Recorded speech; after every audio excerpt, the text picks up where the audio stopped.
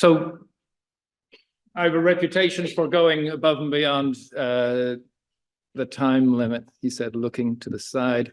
I think Jane has laid out that it's diverse. I think you know that yourself. I'm going to cover some topics. You may know some of them. Hopefully you won't know them in toto. And then there's some new results, I think, which are interesting about implementation of dark sky approaches that presumably you don't know about. I'm going to cut out most of the environment part because we have an expert talking about that later. I'm not going to mention the legal side because we have two experts talking about that later. So it's basically just to set out the context of, sorry, we've got enough light. Just to set out the context of the light pollution debate, if you like. So here's an example, taken down looking at the direction of Clifton. We have these beautiful dark skies in the west of the country. I'll explain why in a short while. But it's a graphic demonstration of the problem, if you like. So we have good and we've got bad cheek by jowl, and it's a question of how we implement the policies and how we improve the quality of the light and the quality of the night. So who are Dark Sky Ireland? In case you haven't come across us before, you haven't looked at our website, we're a voluntary body. We're all Ireland, all island. And that is important for the context of the fact that light really doesn't have boundaries, and I'll show an example of that shortly. We're a diverse group, as Jane mentioned. You need that to cover the basis. We need different experts contributing their knowledge so that we have an informed discussion. We can engage with stakeholders in an informed manner, and similarly, stakeholders can engage with us. Simply, you can let us know if you want to participate more actively. We can expand our committee, if you like. We can find some work for you to do and make use of that expertise. We're affiliated with an international body that actually accredits our two dark sky areas in the Republic and the dark sky area in Northern Ireland. Again, I'll come back to that at the end. We do some practical work. Personally, I do research in this topic funded by the Sustainable Energy Association of Ireland. Also do, George and myself, participate in monitoring, making sure that the skies remain dark and try and identify light sources. So that needs to be done. Quantification of the light needs to be done so that we understand what the problem is and we can establish whether things are changing. And that's quite a complex topic, particularly since we started with sun, we have cloud. If you think about monitoring it, it's really going to affect how we monitor things, particularly in my case, using satellites some of the time. We support dark sky communities, we contribute expertise, and part of the problem we've had is we're too successful, right? So we're quite a diverse group, but at the moment there's 24 different bodies interact, or communities up to regional authorities, national authorities that have interacted with us. So we're a little overstretched. Luckily, we got funding from the Heritage Council to put ourselves on a company footing. Much as I dislike an executive structure, for my sins, I'm chairperson of this body. But the idea is that it'll help us to interact and be a responsible partner then when we deal with funding agencies, which, as you all realize, is an important topic in order to grow and develop.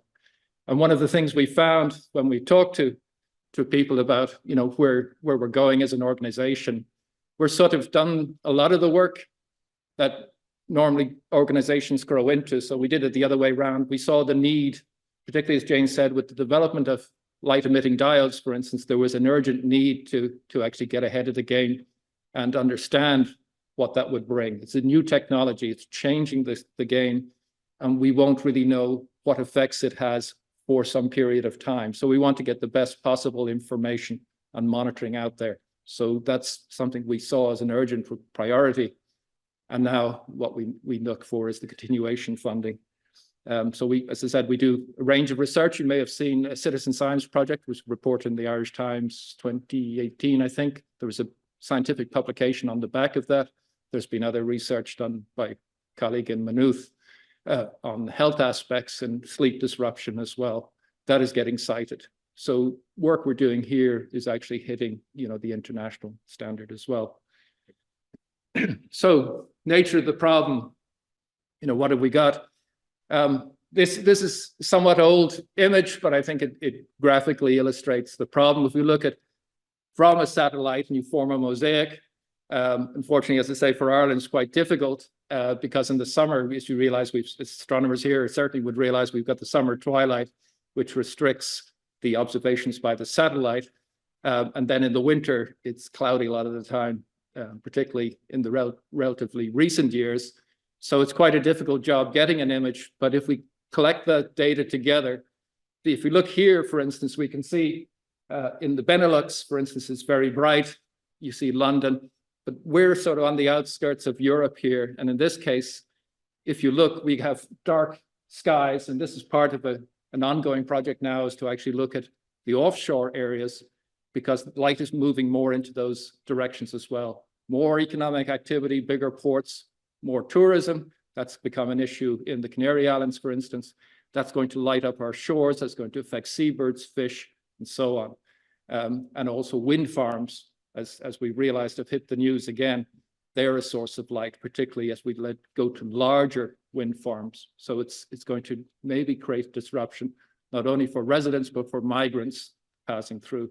So 92, just what I want to draw your attention to is the concentrated light in cities and towns, and then the rural areas in between. And then if we step forward, what we notice is this insidious spread of light out into communities.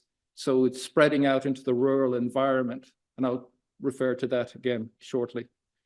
In terms of Europe, we see in Ireland here, where we've got ourselves down in the list, 19 out of 29 in this measurement here. And then in the terms of the capitals, we're fairly far down. But interestingly, if we look at the light per unit area, we're actually higher in the list. And they're scaled images there at the right. One of the groups I'm working with is in Vienna. That's sort of similar in size to Dublin. But they've instituted better lighting practices, and they actually reduce the light quite a lot. There's a curfew at midnight, and that applies more generally in terms of the light produced because there's legal actions taken on the back of that. So these measurements were done around 2:30 in the morning local time. So after curfews, for instance, would have hit in the other cities. If we look at Dublin, just to give you an idea, it's a pretty picture. You know, Commander Hadfield perhaps has given us an overview of Ireland at night, partly because his daughter went to university here. So every time he flew over Ireland, he tried to take a picture. And we can see the white light in the center, the commercial activity, the nighttime activity, again, going with it is the light, right? We think more light is better, not necessarily safer. For instance, I don't know how many of you will want to walk down O'Connell Street at 3 o'clock in the morning, but it doesn't feel awfully safe. But if we see, you know, some of our buildings, some of our sports areas, light is growing through the environment, and it could be seen from space.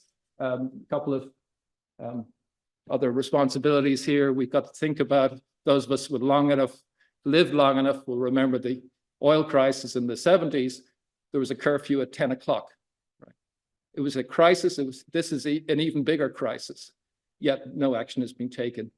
It's a very, you know, maybe it's a very small thing in terms of the overall budget, but it's a very demonstrable fact that you're putting your money where your mouth is, particularly if you've got green representatives, green politicians, and I'm not looking at anyone in particular, but this demonstrative acceptance of the fact that something needs to be done and you want to set an example, there's a clear win. There's something that should be done, not as, you know, greenwashing or whatever. Literally, in some cases where people find lighting buildings up with green light, that's Green Week, you know, or whatever. That's a green environment.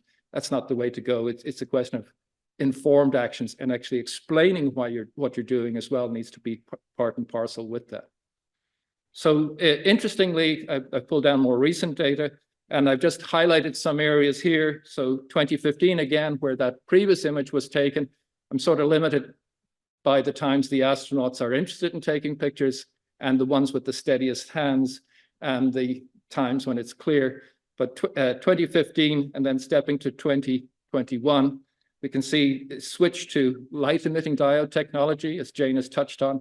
We can also see actions where the TII, for instance, has brought older roads into alignment with new standards. And you've probably realized this when you travel down the country, for instance, along motorways, you don't have that roughly mile of light before the exit. I used to wonder when it was coming. You'd hit them very early on.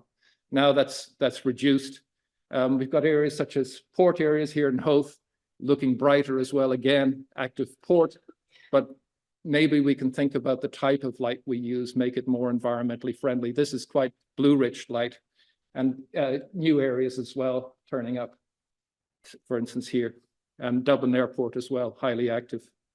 So that light, we've looked at it, as Jane has said, in terms of carbon, in terms of energy, the drive towards energy efficiency. I can use more light because I'm actually spending less money and I can produce more light. That's a great win. Maybe we need to reconsider it in terms of the amount of photons produced is way one of my colleagues looks at this. Probably a way to get that in your head is we're very sensitized to people like David Attenborough who wouldn't, but when he says, you know, we're producing too much plastic, we can see it in the oceans. If somebody comes along and said, I can produce it with a lot less energy and a lot cheaper, do we go, yes, let's have more plastic? Or do we take a more informed view and say, actually, that's not the way to go? And I think that's the way we should be viewing light. It's not just we can produce more and do it, you know, cheaper, but that we should consider whether we should be producing it in the copious quantities that we do and whether it's appropriate for particular areas at particular times. So commercial activity as well. We've all seen these glass blocks. Trend now is show it, right? We find empty buildings lit at night. In France, for instance, there's a curfew on those. When the cleaners go, you turn the lights out. What's the point of having a light on? You might say security, but I think if they're up here, it's a bit late in the day to be looking for them. And besides which, somebody moving around in a dark building would be more obvious if they have light than a highly lit building where everything is visible. But what's the point? It's a prestige project. It's, you know, just showing something that, you know, the colors and everything. Is there any thought about the environment and that? And the answer is no. The Dean down in Cork, you see this bat symbol. There's an even better one on the Mary McAleese Bridge, which I think is an egregious example. Here we have older lighting taken in a fog. A good way of seeing how the light goes is if you go in foggy conditions, then you can actually see where those rays are going that you wouldn't be sensitive to. The first time I saw this was an overcast night, again, as per normal, 2 out of 3 nights. And I saw a bat symbol on the sky and I thought something was up. There was a crime fighter required, but it's because of the beams of the lights here were trying to illuminate a slim structure that got thinner at the top. So you ended up with a shadow cast on the sky. A lot of that light was going up, wasn't doing anything useful. What's even weirder is the road was built to modern standards. So those lights are full cut off. So the light goes carefully controlled, goes down onto the road, but then you floodlit the bridge over a river where there's salmon, down from an internationally acclaimed site, both the Battle de Boyne and Brú na Bóinne. You know, what kind of message are we sending, right? Why do we need it? Why are we spending the money on that, right? Commercial signage as well. I won't just particularly pick out these people, but one of the issues we have is we need to consider is not only the light going up into space like we see with the bridge, but the light going out sideways, because that can travel a long way into the environment. And that's an important aspect of what I'm studying at the moment. Residential lighting, we're all responsible some level. Even if we had one light outside, if everybody in the country did that, that's going to be equivalent to basically all the public lighting in the country. But those lights are a lot less controlled. Public lighting tends to go down onto the road, but residential lighting, maybe we're lighting trees, sitting inside, watching television, and the trees are lit outside. Again, what's the point? And, you know, what harm is it doing to the environment?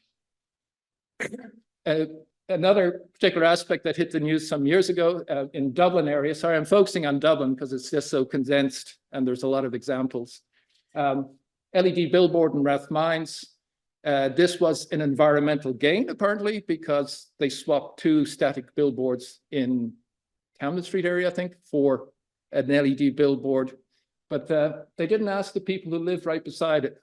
Right? There's moving images. You've got people driving here. You've got moving images distracting them. It was very bright initially. It got turned down.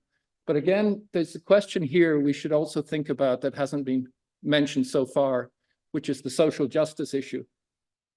You got the light, intrusive light into your homes. And I found even the case, for instance, in the summer, where we've noticed some of those evenings are getting quite warm. If you want to open the window, pull back the curtains, let some air in, well, you let the light in as well. And you've no easy control on that light.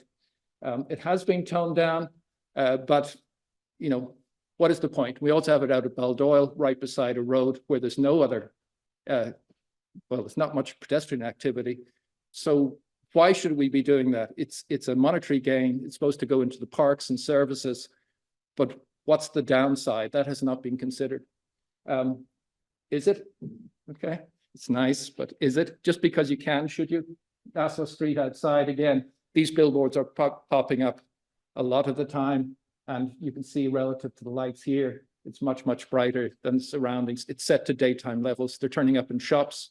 Again, horizontal light, blue-rich light, traveling out in places like Paris, it's become a real problem. We've looked at some of the information we've got from the satellite measurements, quantifying it and so on. What is the contribution? About half of the light from the city comes from the residential areas. There's an input from commercial, sports, prisons, Mountjoy, the airport, harbour, and so on. So there are some big players. Even the college, because of its area, contributes to that, or UCD, for instance. There's contributions from those, partially driven by the idea of safety. As I said, it's not necessarily a clear-cut decision on that. So the growth of light, this is an interesting little graph. Sorry, it's in pounds, but I think you get the gist. The point of view of this is, in the old days, you'd have to go collect firewood. You'd maybe have to kill a whale, extract the oil. You'd have to drill for oil. You'd have to get the gas. There was a cost in all that process. With the advent of electric light, it became much, much easier to generate light. And since the end of the 19th century, that has really ballooned up and expanded so that it's now become an integral part of how we live. And it's been driven by this assumption we should move to effectively a 24/7 culture, which I guess now has become more questions post-COVID, where we're looking for more experiential effects rather than just keeping busy or going all night, staying up.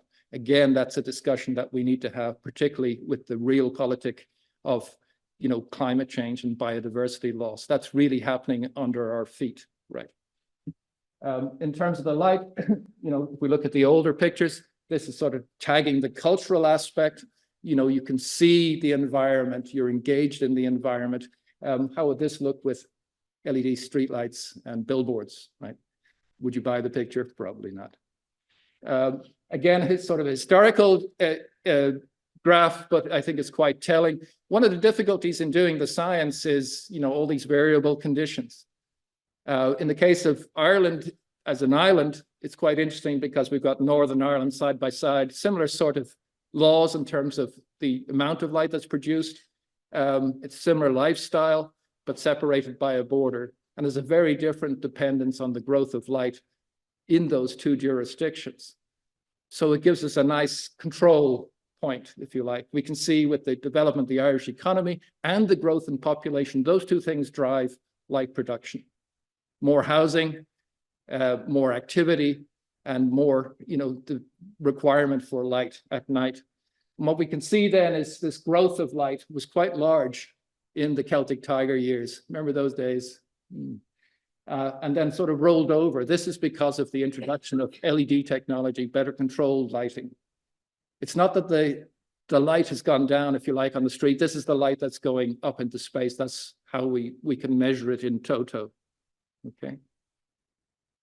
So it's, 10 times, an order of magnitude faster growth in the Republic over that period.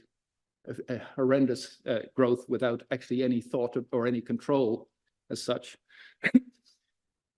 With all that light growth, you know, if we look down, we can actually take that light that we measure from the satellite and actually put it into a model and predict that light going up and that light going out sideways, what does that do for the quality of the sky?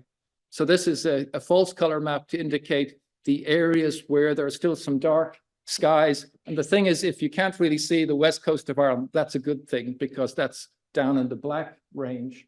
So Kerry, down in Connemara, Mayo, and up into bits of Donegal, the western fringe, the furthest area away from the light sources, the next lights are in the North American continent.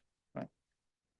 So if we turn it around, you say, well, how poor and backward, right? You know, it's bog area, it's mountainous. The other side of looking at it, here's a resource that hasn't been ruined completely, right? Here's something that if we go to the continent is rare, right? So you might come to Ireland, as you know, for the scenery, but we also have an aspect of that. We can actually get tourists in the shoulder season or the off season when the skies are dark. And since it's cloudy 2/3 of the time, you might have to stay a few days. But where are you going to go? You're going to go to those areas that are maybe underserved, including, for instance, Kerry, which gets a lot of tourists in the summer, but you might get on a tour bus in Dublin. You spent your money in a chain hotel, you get on a tour bus, have lunch in Killarney, you're back there in the evening. What does that do for the Kerry economy? Not a whole lot.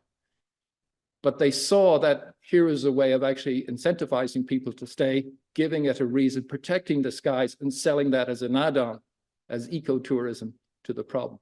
About 1 million people do the rigger Kerry at least several years ago. And if you think about only a few percent of those staying locally, they would have to stay in guest houses and bed and breakfast. That makes a huge impact to the local economy. Right? Not only that, but it also creates pride in the community, as we found, for instance, in Mayo. It builds up a sense of pride. Here's something we have that people will travel thousands of miles to come and see, and hopefully offset their carbon use. But you know, it's something that you can show as your environment, and you can actually take pride in something that you have that other people don't have, and you've got stories about, and you've got an environment. And it's not just the astronomers. It's the general dark environment. You can switch off, relax, right? That's what we do generally on holidays. So the skies, again, with the model, we can see this, again, these are older data, but I'm actually working on updating these. We can see that this push, it's a nonlinear display, but what it's showing is that light is getting edged out. We're losing the dark. We're losing that saleable quantity. From the tourism point of view, if you want to put it in monetary terms, we're losing our biodiversity, right? We notice that as well when you drive, you know, you're seeing the glow in the horizon. You're maybe finding less flies stuck on the front of your car. There's less insect life out there at Watts. This is at Mace Head. That's not an incoming ICBM from Korea. That's actually the space station passing over in a time lapse. And again, we can see the influence of older sodium lighting. So where does the light go? Well, as I said, a proportion of it in the older lighting particularly goes up. There's a certain amount will bounce off the roads as well we have to deal with. But there can maybe be half of that light with the older lighting going down. But this is in light that has some regulation. And if we go to the commercial or the private lights in general, those are much less constrained because we want to give free rein to advertise things at night, to light up shop windows, to light up offices. So I think there's a real need. If it's not cut at the planning stage, then it basically runs away unless there's a proactive local authority. But even then it can be a problem. So the light going out sideways, there's still some from the modern lighting. You could go, for instance, to Dublin foothills, you'll see the light of the city. If the lights really were constrained, that wouldn't be visible. Misdirected light, again, because of lack of appreciation of where that light goes, or incorrectly installed lighting can be a problem. If you want to see how much of a problem, well, go 100 kilometers away, go to North Wales. Wales is about 20% of its area is dedicated as dark sky territory. Where does this light come from? Even against you can see relative to the lighthouse, this is Dublin scene. Even from the color, we can tell it's the older lighting, it's the sodium lighting. If we go a bit closer, we can see the whitening of the light looking down from the foothills. You can just barely make out a bright comet that was recently visited us. And one of the things I find scary is if you take a picture with your smartphone, even in, say, a 30th of a second, you can see the color in the sky, particularly if it's overcast. In the center of the city where I monitor here, there's a meter on the roof. It's about 35 times the natural background, just scattering off the molecules in the air at night. When it's overcast, we realize the light looks brighter. It's reflecting the light that was going to space. It goes up to over 1,000 times the natural level. That's a huge situation, particularly, again, coming back to the point, as you realize, it's mainly cloudy. In the old days, that we have in Mayo, we have sky conditions that are below natural. There's no stars, there's no galaxy, right? And if we go to a polluted site, when it's overcast, it's reflecting more light. So instead of growing up and evolving in an environment where it's natural or below, we go somewhat below, we go to a case where it's not natural, and then it's even worse. So we're going from the lowest state to a much, much higher state. So the magnification is even larger than we would expect. And a lot of the people in Ireland are living in 10% or so don't use night vision at all, right? We expect to see color. What's scary is you walk around, even when it's overcast in the city and the suburbs, look at your hand, look at your clothes. You can just about make out color. We're using our color vision just from the scattered light. Our eyes have evolved over millions of years, and our surrounding insects and whatever animals, remember they've evolved as well to previous conditions, right? And they may see the world in a very different light, literally, than we do.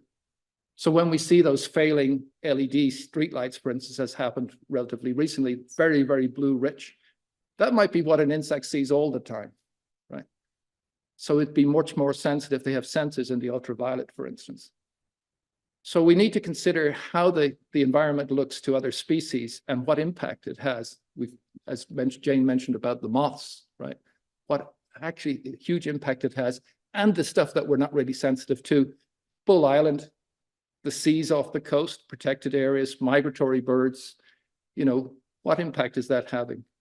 So the other aspect, and I'll come to this again, back to this at the end, is if you don't know it's there, how are you going to care about it? How are you going to be proactive about it? And this is part of the information that we need to get over.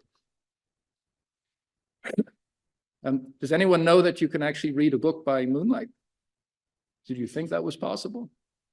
We sort of think more light is better. It's not the intensity of the light that's important. If I have a white sheet of paper against a white wall, put a searchlight on it, you won't see the paper. It's the contrast is how our eyes work. And it's a common misconception by a lot of people, including some professionals, that it's the amount. So just as an indication, there's Dublin City from the hills as was. This is something called a scotograph, if you want to know, but these are data taken from a meter down in the park in Mayo. So what we have is a day-night cycle. So twilight getting darker, and then it gets brighter here because the moon comes up. And then the moon's not around, it's really dark. Sorry, there's some dropouts here. And then the moon comes around again. So we're getting a cycle, a monthly or sub-monthly cycle there, which can coordinate monthly rhythms for the life. If we go to the suburban site, that's all lost, right? So that's not even the center of the city, which maybe we can write off and say, you're just not going to have any natural life there. But it's a huge change, a demonstrable change, a quantifiable change that we've made. And in the rural case, particularly if we go to cultural or tourism aspects, what we should consider is it's not just a case of light being the same everywhere. In a dark sky, it's really, really impressive, right? And that's because there are a lot more faint things than bright things. If you think about it, there are a lot more grains of sand than there are boulders, right? There's always a lot more of the smaller or fainter things than there are the larger ones. So if we introduce a little bit of light into a rural environment, it has a big impact. And we go from one thing to the other. So we got about 150 stars around here to maybe 5,000, 6,000 in a dark sky. Right. Concomitant with that then is, and Frank Prendergast is attending here, is an expert on alignments with the sky and the interpretation of our older monuments. But even coming more recently, there was an engagement with the sky. That's part of how we grew up. George's mother, remember, said that, you know, she never really got afraid of the dark until she moved to a city, right? We forget that it's part of our natural cycle. And we go to a dark area, maybe we relax. Our body gets a chance to switch off and to recuperate. And providing those experiences is an important aspect. Again, thinking back to the light pollution map. It's something that we have that other people don't have. It's an experience we can give. It's an engagement we can give. Put a group of people together in the dark and you sort of huddle together. You get a bonding. Put a family out there and they'll talk. There's nothing else going on, right? And it's something everybody can experience together. So this star party we did at Nouth, for instance, OPW territory, again, going back to the cultural connection, but we were oversubscribed on the 2 occasions we held this. This is a really beautiful experience to be a site like that at night. Again, because you just feel it around you. It's experiential, it's visceral. And one of the things I'd love to do is get, you know, when Mayo is up trying to move to becoming a dark sky county, is the Qualitative fields. Imagine sitting in that environment at night, seeing the sky your ancestors saw, literally in the same building. And this is an aspect we haven't really monetized, if you like. We have these sites, they're open during the summer. The last thing they need, you know, according to people in Glendalough, Wicklow Mountains, is more tourists in the summer, right? But we have facilities that are shuttered. For instance, the Qualitative fields in the winter, you've got car parks, you've got good lighting, you've got a cafe, you've got toilets, you can have a lecture theater, you can use that facility that's already been paid for to give an experience, even if it's only occasionally, for people who haven't had anything like that before. In the future, you know, as Jane has touched on all the bases, so I don't have to reiterate it, there's a win-win-win-win. Probably another win in there as well. Just by turning off the light, there's a lot to be gained. There's a question to be asked, right? And the motto in the US is sort of half the park is after dark. We're preserving our parks. Maybe the debates come up about how well we're preserving them, whether there's really legal structures to preserve them. But we saw also in the picture of Dublin, for instance, you could be in a totally different jurisdiction unless you've stopped the light at source. You can't stop that light coming in, right? So action needs to be taken. And there's a demand for these experiences, right? And it's the only pollution, you know, air pollution or water pollution may hang around, may cause effects. We turn off the light, we have a demonstrable effect, an instantaneous effect. In a positive sense, just to finish up, Newport, there's a weird looking character you see, it's sort of hard to see because of the amount of light. I actually had sunglasses on because it really was painful.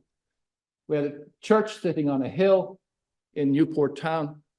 Idea was energy efficiency. It changed from old bad lighting to new bad lighting, right? And there was actually a car park here as well, you know, safety aspects, but you're illuminating a church and a tower with basically rectangular lights that don't do the job very well. So George has been involved with the community and other people as well, is moving towards more dark sky friendly, having warmer temperatures, a better feel for the town, dimming and trimming the lights, and also coming up with better lighting for the church. When I saw this first, I thought it was our artist suppression that we sort of organized, or Karem actually generated for when we were selling the idea to the Heritage Council, but this is actually a real image. Okay, so you see with dropping the light, and there were swifts nesting in here as well, so the floodlights didn't do them any favors, but we can actually see the sky from the center of an Irish town, a population of about 6,000. That could be rolled out elsewhere.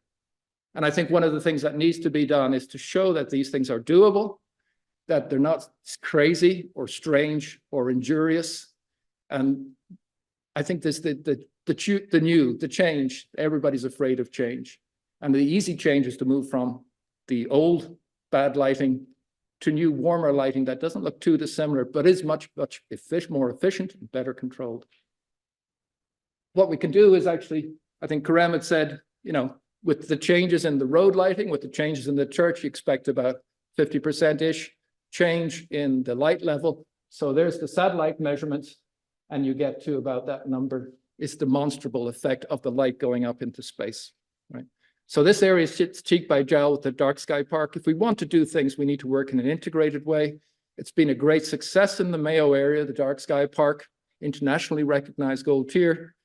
It's created a sense of community in the surrounding areas where people want to buy in. Villages want to say, I want to be a part of that. Why are you having a festival? It's been running for 8 years this year in that region. Why aren't we part of that? And they've now got a fringe festival developing on the back of that. And that's an important aspect in communities that have been stripped of younger population, that have been bypassed, is to give them something, some pride in their community, that people still come out. You can talk to Georgia later about the number of people who engage with her on our night walks or night viewings. Very important aspect.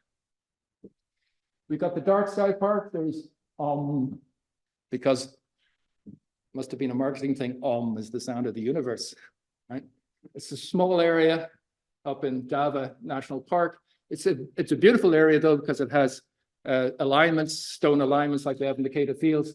There's Mayo and there's Kerry. Only, less than 2% of the country has some protection. But as I said, it doesn't stop the light coming in. It depends on proactive efforts of the local council. And what I want to finish with is a quote from David Attenborough, which I think is very apt. Again, no one will protect what they don't care about, and they won't care about things that they've never experienced. They don't even know are there. Okay. So I hope on this day we get more of a discussion going on ways we can work on this topic of information from your own point of view. I know there are stakeholders here who've strong views of the impact on their cultural sites or their scientific sites as well as the environment. And we just want to thank the Heritage Council for funding, Sustainable Energy Association of Ireland for funding my research, and also thank the Community Funding Foundation for funding this particular event today. So thank you.